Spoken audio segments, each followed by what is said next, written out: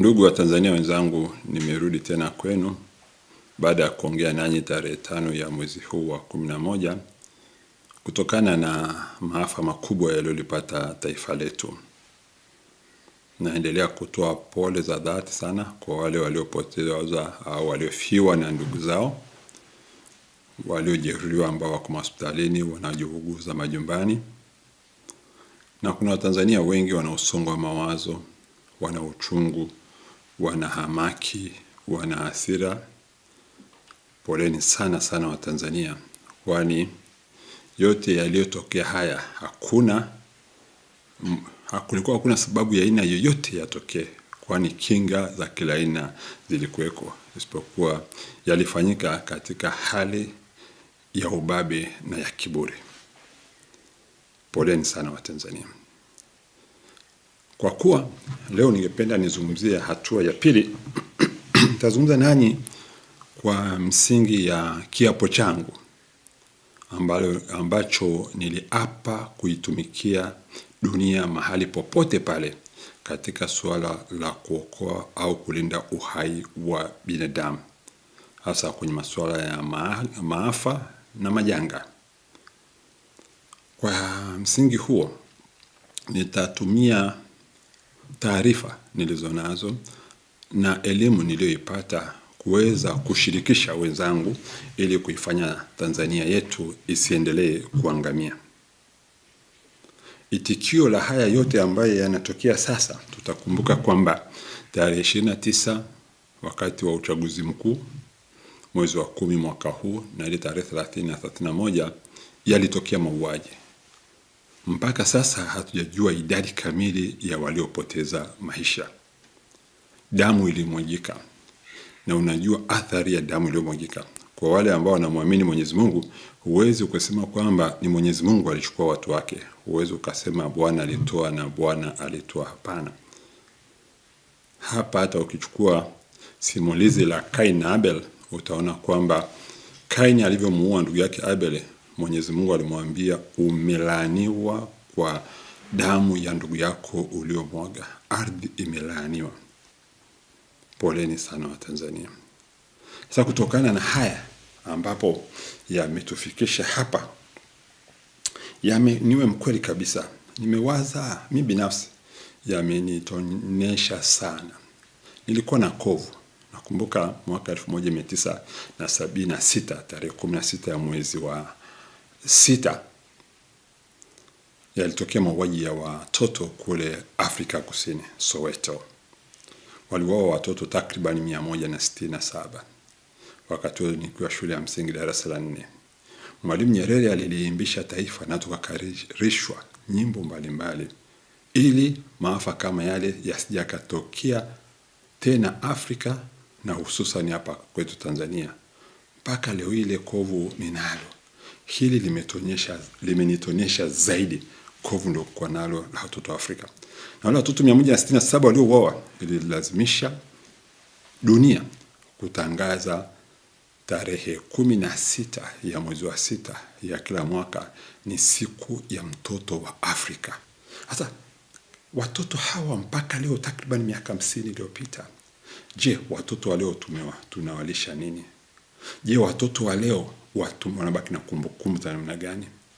Kizazi hiki tukiondoka, watoto watatuuliza kulikoni haya yalitokea wakati tumeshaondoka, historia yetu inaandikwa namna gani? Watanzania, tuamke. Gharika la Mwenyezi Mungu halitaadhibu tu wale watenda maovu, hata wale wanaokaa kimya kutokukemea maovu itakuwa ni shida. Hata yako mawaidha ya mtume wetu Muhammad sallallahu alaihi wasallam aliyohadithia na akakemea, akasema ukiona uovu unatendeka zuia, ukishindwa kuzuia kemea, ukishindwa kukemea onyesha basi hata hasira. Kweli Watanzania hapa tulipofika? Hapana.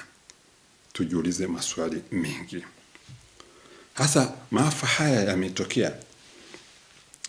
Usimamizi wa maafa haya tufanyeje? Tukubali kwamba dunia ya leo huwezi ukashindana na teknolojia. Teknolojia leo hakuna tena suala la usiri, hasa kwenye maovu. Maovu yote yanawekwa hadharani. Ukisema unazima internet hapa, dunia inakuangalia pale ulipo. Kwa hivyo hatuwezi tukashindana na teknolojia. Katika maafa lazima tukubali mambo haya yapo katika hatua hii ya kidunia ya leo. La pili, nizungumzie demography. Vijana wetu, watoto wetu wenye umri wa mwaka 0 mpaka miaka 35 ni 77% ya Watanzania wote.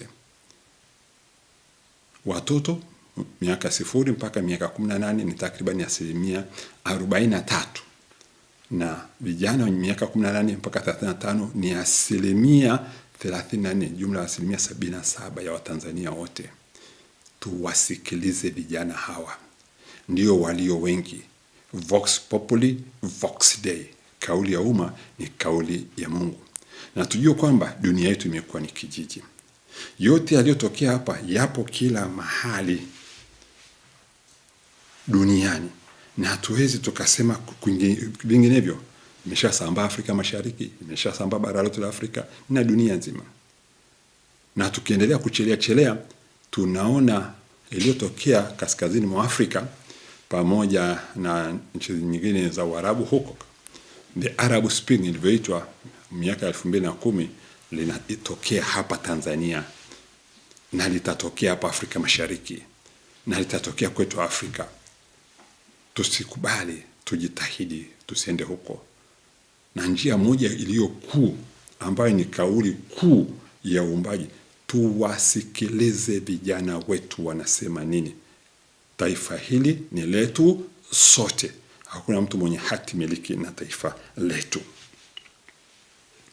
Ndugu zangu, tarehe 5 Novemba nilisema yale niliyosema. Lakini kwenye hatua, wakati yale yanaendelea kwenye mambo ya majanga, kuna hatua ya pili. Hatua ya pili ni kuwa na utulivu wa fikra,